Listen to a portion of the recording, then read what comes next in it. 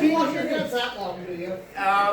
Richard Feynman borrowed my date for a dance on the dance floor in 1970. He had drilled a hole through his Nobel Prize and was wearing it from a big chain. And he had a turtleneck on, and he borrowed my date to go out on the dance floor. It was Inagata Navita. So after 5 minutes, he comes back almost dead from heat exhaustion. He wrote a paper then subsequently that the turtleneck is not an item of male clothing. We need to vent. And he kind of comes up to me and he says, you must take my place. Like an idiot, I misunderstood him and the next day filed to be a physics major. And then what happened? I barely survived. I did that same track at Caltech. Oh yeah? The barely survived. Yeah, you barely survived, right. So are we? Oh, it's not actually even noon. Oh, well then I'll take a quick mask break. You realize the people who are sick are the ones who are supposed to wear them to protect the residents. Yeah. You're not supposed to wear them if you're not. People who are sick are supposed to stay home. So,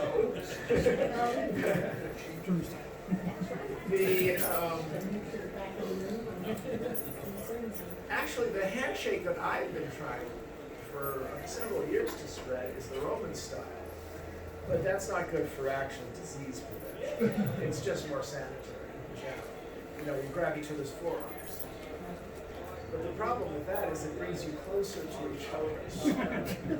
It's more sanitary for the hands, it's not more sanitary for breath. Foot tap. This post today, there's a meeting of a group called AIPHC. They found, it said 18,000 people in this condition. They found 2 people that tested positive for coronavirus. It said the conference also had like 30 Good. So we wander in at the coffee In house. Iran, So we wander in at the coffee house there. coronavirus Oh, is yeah. just Gotta get some everywhere. caffeine. Yeah. And not coffee. Oh, yeah. Of course, they had that crazy guy who was sniffling and coughing and wheezing and touching everything on TV. Saying there's nothing to worry about. No. I reached out to him. I just reached out to him. The Just like, original was like, I was you know, just the health master got, right? I was really hungry. Oh, there wasn't? No. They switched chairs and they ended up missing one. Oh, that's, I like that. So they're like, Political my commentary. other people. Yeah, right, yeah. Oh, that is going to be the first time ever. Next, is it next month? It comes out on March 26th. So I haven't been by the new Mysterious Galaxy. I think there was a time change. And you missed Is it open down there? Is it- Yeah, they're all Time changes tonight. They're very early. So, you know, like where there used to be a big and tall shop down there. Yeah, well, yeah, there used to be, I think it's in the back location, right, where Tuesday evenings. Yeah, that, it's in that L-shaped strip mall. It's in the L. Yeah, yeah, there used to be a Tuesday morning. And they got a lot of space there. Very nice. Problems parking. So 10 a.m. is 9 a.m. And the real problem is the main house. Well, looks like Tuesday we'll get rain. The mental health place where they pick up everyone that's, I didn't know it was down the street. yeah, it's the whole neighborhood, all the way to Ocean Park Road. It's just- But right there is that's the worst. It would be in there all the time. I don't know if I've ever introduced you. Kim, Suzanne. Oh, This is my wife, Suzanne. hi, I'll give you a little, I knew Kim from way back in the 80s. He's the station out where she's I think the last Rocky is playing tonight, actually. You gotta get with satisfaction. Because, yeah, I'm not hold on. Did you raise your daughter to be a On psychiatrist? Facebook. Because they're closing on the 22nd. I don't think I raised my daughter to be anything. My daughter is I've already doing her forgotten own your thing, name. and she's been doing her own thing since we were in the hospital when she was born. Yeah. So I think it's So he was at the definitely experience and understanding the limitations of her diversity, being able to be anything. I think you might never does midnight. You don't get that at night. Oh, wow. How'd you end up there? That doesn't make sense at all. And if your kid is like, It why works out. can't It works out beautifully. She goes to bed at 9 and then start 9 to midnight. You know, if I need to Mine write is something. 31 now and she's a I'm fear, not so put up. I did mine. You did. I did. Well, I'm sitting over here and I want to get the view graphs. I'm Mike Revine from Middle Space Science Systems, and since nobody knows who I am, everybody knows who David is. I had that view graphs.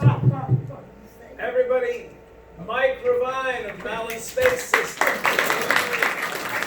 Okay, now everybody knows who I am. This was, I believe this was David's idea. I am playing a supporting role here on account of it's about asteroids, and it turns out that our company here in San Diego has been the cameras for the 3 upcoming asteroid missions, and I think they will all end up producing information that will bear directly on the assertion, statement, whatever that David posed here about the why, if we're looking to develop space, we should be going to the asteroids, not the moon. Is that strong enough for you there? I put the exclamation mark on this.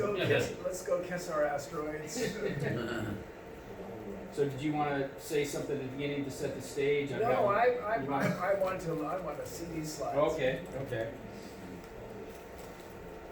So I tried to write a one-sentence statement here about what I think are the reasons why you would actually prefer the asteroids. I think there's other reasons too. We can get into some of those later.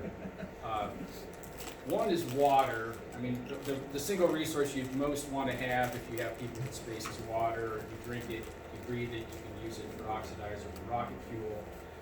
Turns out the moon is very dry. Now, there may or may not be ice in the cold traps of the permanently shadowed regions of the lunar poles. We're actually building a camera right now for a Korean mission to go look for that.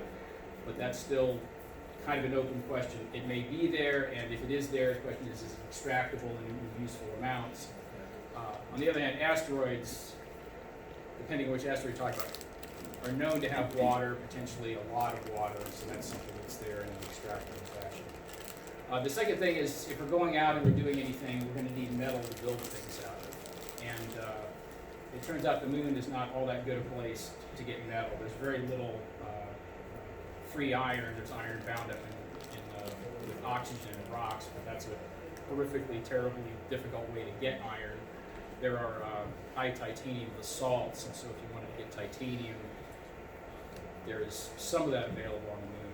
On the other hand, there are entire asteroids that are essentially made out of iron. So, and then even asteroids that aren't made out of iron have significant fractions of iron in them, and the iron comes with other elements as well. So there's potentially a lot of metal available.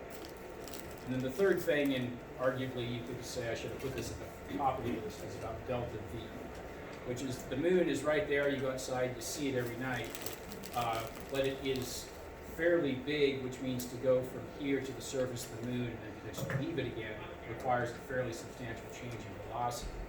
Asteroids, because they're small, you don't have to pay that 1.5 kilometers a second twice to land and leave again, which oddly means that there are actually many, many small objects in our solar system, actually including Mars's moons, that are energetically closer to the surface of the moon is. And since our rockets are still pretty small and crappy, the fact that things are closer in energy terms is actually really important. Any other things that come to mind? Oh, well, no, you're doing a great job. The main thing about the delta V is that the moon is not midway to Mars in any way. Lunar orbit is, and that's why pre-Trump, NASA was talking about a lunar orbital facility, America building a lunar orbital facility. But I'll get into the reasons why that's very important later. But I will say this about the delta V. Delta V means that asteroids are much cheaper to get to.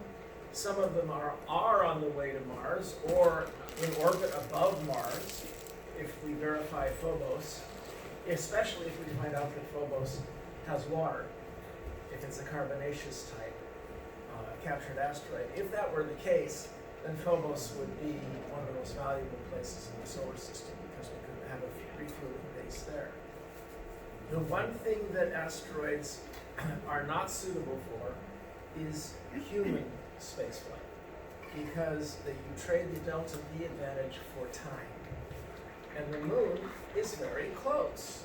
The moon is reliable, so if you don't care about the cost of the delta V, at least the moon is a place where people can go.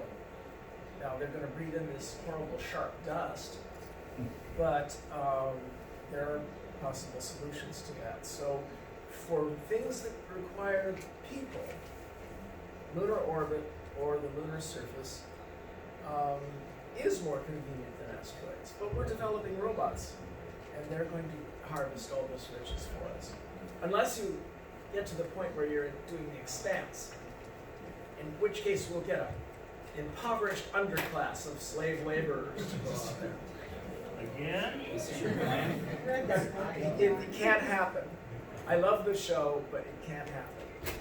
Human females cannot spill out enough babies so that in 200 years you have an impoverished class with all that wealth pouring through the solar system. It just wouldn't happen.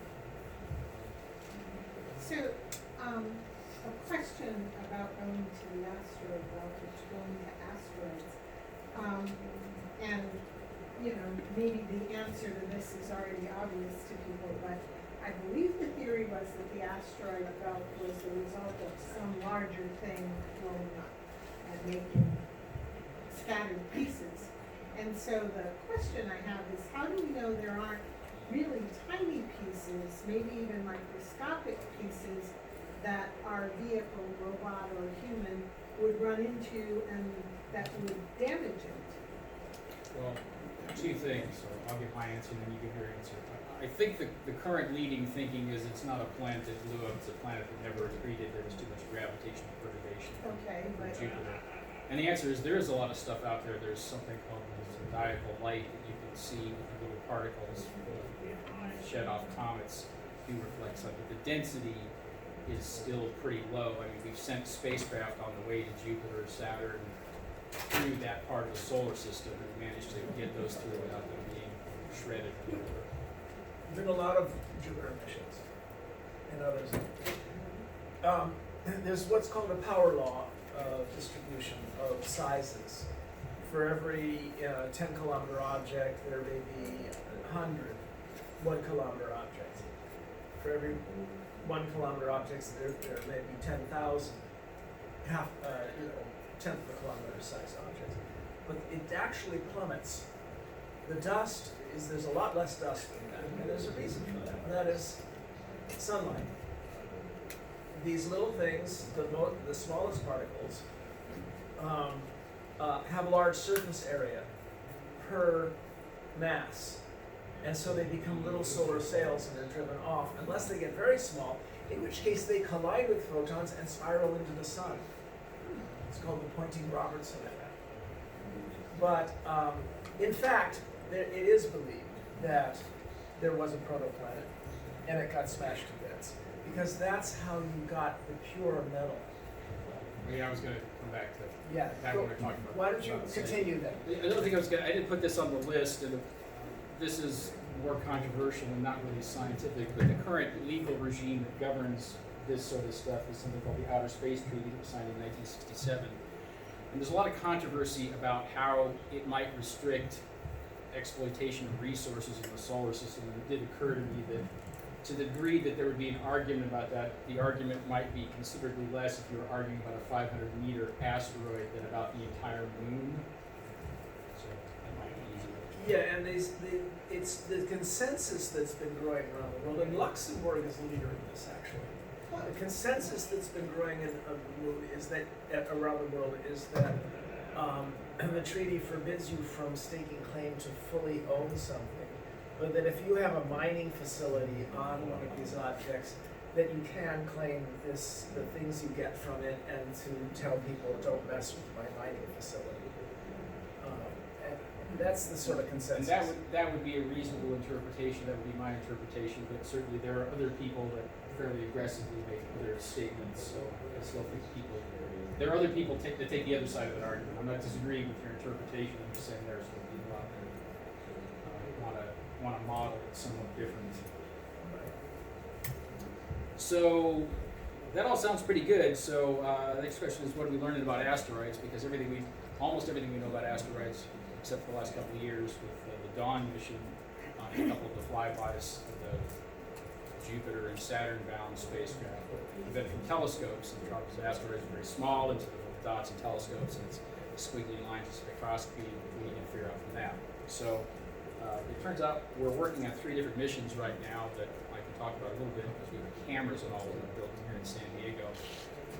And they will all address different aspects of things we really want to know if you wanted to decide if asteroids really were a resource to exploit, or more particularly, which asteroids you want to exploit. So, like I said, there's 3 of them. One of them is OSIRIS-REx. OSIRIS-REx is flying right now. It's orbiting this small near-Earth asteroid called Bennu. It's only 500 meters across. It's been orbiting it for about a year, mapping it. What it's going to do sometime this summer is going to go down to the asteroid and grab a sample of a couple hundred grams of the asteroid, put it in a sample capsule, bring it back to Earth, drop it in Utah, and then it'll actually be able to analyze it in detail on the ground with all the technology we have for doing that, as opposed to looking at squiggly lines and spectra from telescopes. A mission that we're building cameras for that we're going to be done about next year is called Psyche. Psyche, confusingly, I don't know why they did this.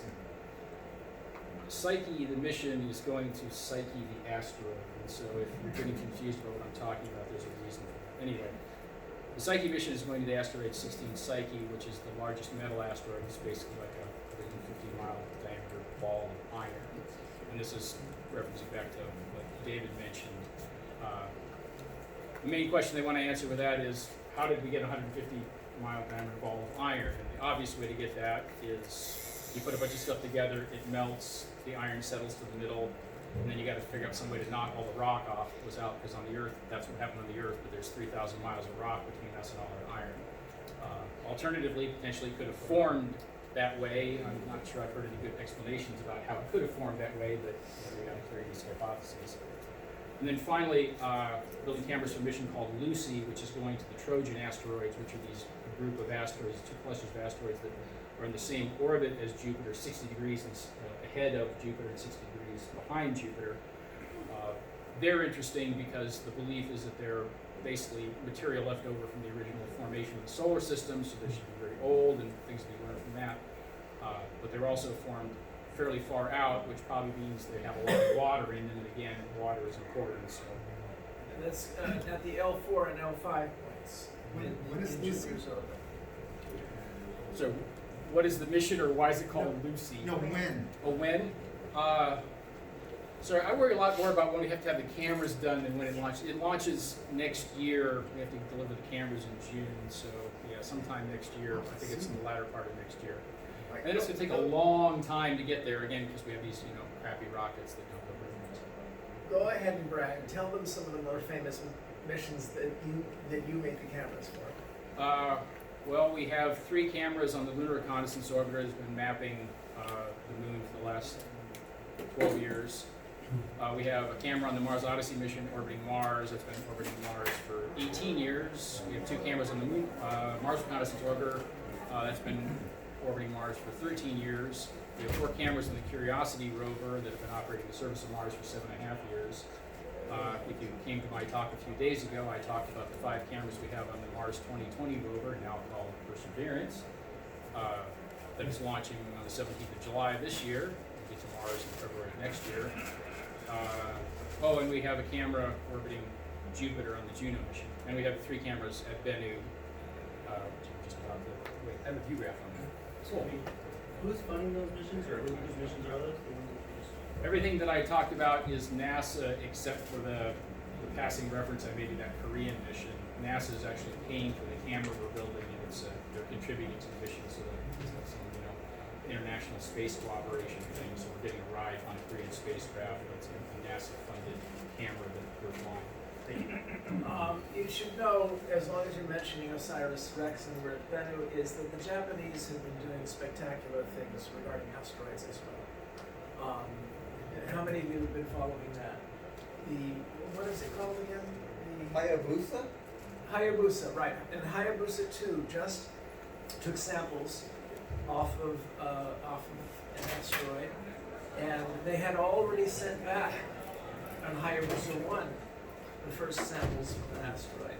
So Hayabusa 2 is, this is the one where they had all these experimental rovers, some of which were inspired by early designs that came from us at NASA's Innovative and Advanced Concepts program, NIAC. Just full disclosure, I don't just write science fiction or avoid writing science fiction. I'm also on the advisory council of NASA's Innovative and Advanced Concepts program, NIAC. So some of the weirdest things NASA does that are just this side of plausible, naturally they bring in someone weird. And the thing of Hayabusa 2 is also really important because the one thing that we do know about the asteroid population is it's incredibly diverse. And so, again, if you're thinking about what we can get out of the asteroids, a sample of one is a good thing, but we really want samples of hundreds because we really need to know what all of them are, most of them are. Anyway, this is a picture of the OSIRIS-REx spacecraft. We have these two cameras here, which are used. They're actually going to be used to fly to a particular point where the samples can be collected. The spacecraft kind of works like a cruise missile. It has an internal map of the asteroid that's been built over the last year, and will fly to this particular point because there's a specific area they want to collect it. And so that's one of the pictures we took from farther out. And then after the sample is collected, it goes into this capsule here. This is you're looking at the heat shield of the capsule here. This whole top of the capsule clamshells up so the sample can be put in. And because the entire mission was about bringing back this sample, they paid us to build a camera, which is right there, which is just pointed at that. It just takes a picture of that, and when that clamshells up, we'll be able to see that they put the sample in right, that the latch is latched properly, that it closed properly, so they can actually send it back to the atmosphere and land on Earth. So, I don't know who came up with this, but I think somebody at NASA thinks that saying something is going to land is a really complicated, scary thing, and so the bureaucratic mindset was to not call it landing. So they have a maneuver they call touch and go. The spacecraft comes down, and it has this probe with a big shock absorber and the sample collector down at the end of it. So it just comes down, and it touches, it compresses a little bit, and then fires some nitrogen gas that hoovers up the sample, and then it backs off again. So, as I said, we've been mapping Bennu at centimeter scale resolution. So after poring over this, the scientists at the University of Arizona that were running the mission decided that they wanted to collect the sample from that spot right there. So they have to hit that spot within like a meter. And so that's why they needed our cameras and this complicated navigation system, because they want to fly to this particular point. It turns out it seemed like a good idea before the mission, but Bennu has enough rocks on it, more rocks than I think we were anticipating. The sample system can't collect rocks this big. It needs to be regular. So we have to hit a spot where there's no rocks, and it turns out that's one spot. So then the sample will go in the canister and come back to Earth, and that will take a couple of years. Why do they call it the Nightingale site? I think they looked at, I think they looked at like 4 different sites, and they just picked some bird motif for referring to them. And I retained the one that was the primary one. The backup one is some other bird name that I don't actually remember. But hopefully they're going to be going with that one. So Psyche is going to asteroid Psyche. Big chunk of iron. Why is it a big chunk of iron? The obvious explanation that David said, which was there was a body, it heated, it differentiated, it formed a core, and then somehow the outer layer got stripped off, is the most plausible explanation anybody's come up with, but it still does involve a fair amount of violence, because it involves, taking a body the size, a body that must have been, 400 kilometers in diameter, and pounding on enough to strip off 100 or 150 kilometers of rock without breaking up the core. So. Well, unless the core did get broken up, Well, Psyche is just the largest chunk. Yeah, that's true too. that might be something we see some clues in. So, it's being as this metal, we're taking a magnetometer, we're taking a gamma ray and neutron spectrometer, and then we're taking a couple of multispectral cameras that we built here in San Diego, or sorry, our building here in San Diego, called, with a huge amount of poetry, these Psyche multispectral imagers.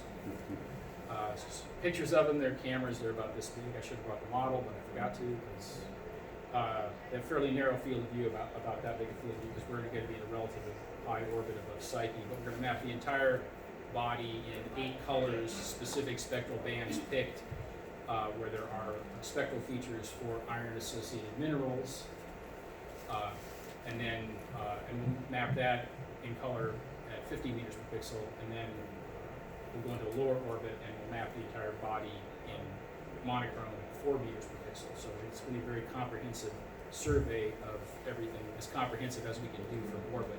And then we'll have the compositional information, just whatever clues we can get from the magnetic field distribution. I should point out that it's not just a protoplanet that might have gotten busted up that's considered to be a source of these asteroids. The carbonaceous chondrites appear to be very, very original from the earliest solar system. As a matter of fact, my wife's doctoral dissertation was about little tiny inclusions that gave hints at the 5 different supernovas that seeded our cloud, that formed us. So the carbonaceous chondrites were never part of a planet. They never transformed. They're from the early days. And then there's a third kind that was the result of my doctoral dissertation. It wasn't the result of the doctoral dissertation. And that is dead comets. And that is that they may accumulate dust layers on top of the ice that originally made them comets. And this was an issue because how many of you remember Oumuamua, the alien space,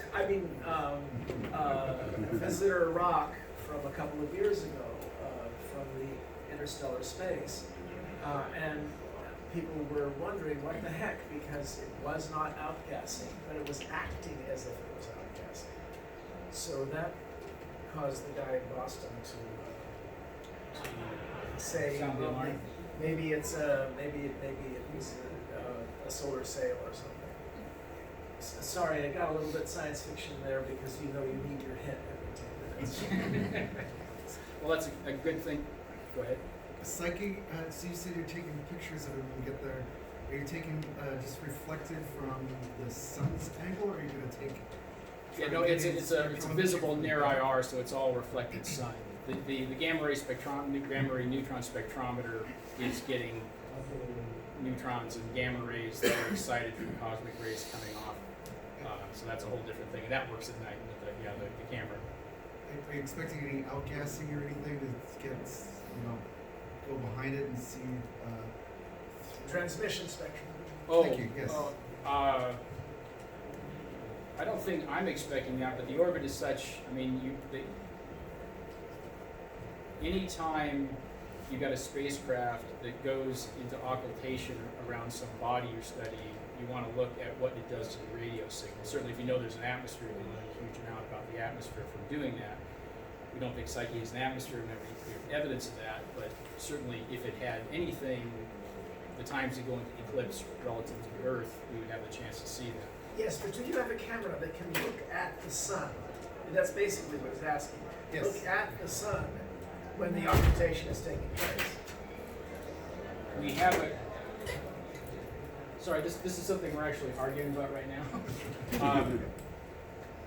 Some cameras you can just point at the sun and not break them, and some cameras have a big enough aperture that you fry them. And so this happens to be more the second than the first. And so we have this filter wheel here that has these 7 spectral bands associated with iron mineral features, and then one wide band thing for taking black and white images, and then has a 9th filter whose purpose is to block the sun out. And the baseline plan is to have that be not completely blocking the sun, but enough blocking the sun so you could take a picture of the sun, you could take a picture as we went into eclipse, for instance.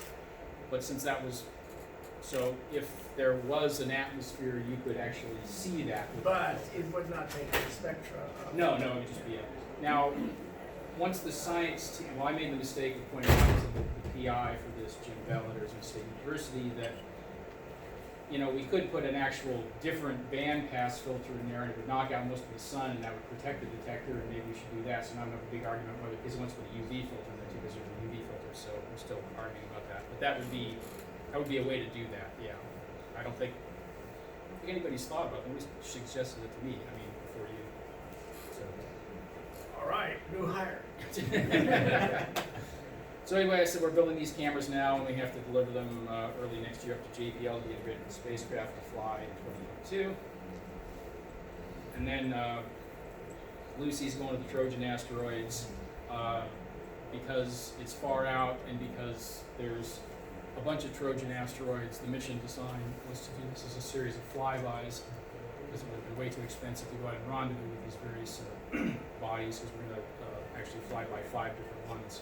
Or I think it's actually 6 different ones, because it turns out we just found out one of them has a moon. The asteroid has a moon? Yeah. Not a very big one, but. So Lucy is a pretty small spacecraft. It's got 2 science cameras that are very narrow angle and a thermal emission spectrometer. And then the cameras we built, the main purpose of which is to track the asteroids, because we're doing these very fast flybys. The science cameras have very small fields of view, so we have to have some wider angle cameras that watch where the asteroid is, because they have to keep pointing the instruments. All the cameras, this is a little busy, I'm sorry. All the cameras are mounted on this platform that's on this 2-axis gimbal, and as they go streaming by these things, they have to slew this thing to keep all the small field of view cameras within field of view like this being pointed, because if they aren't pointing out, that's kind of this trip. So our 2 cameras here are wider angle, and they will allow us to keep the main instruments pointed at targets. It turns out that our cameras, because they're wider angle, will probably get the best sort of gee-whiz pictures, because the asteroids won't quite fill the field of view at closest approach. Our experience on OSIRIS-REx was the same thing. Our cameras were put on for navigation purposes. They were considered science instruments.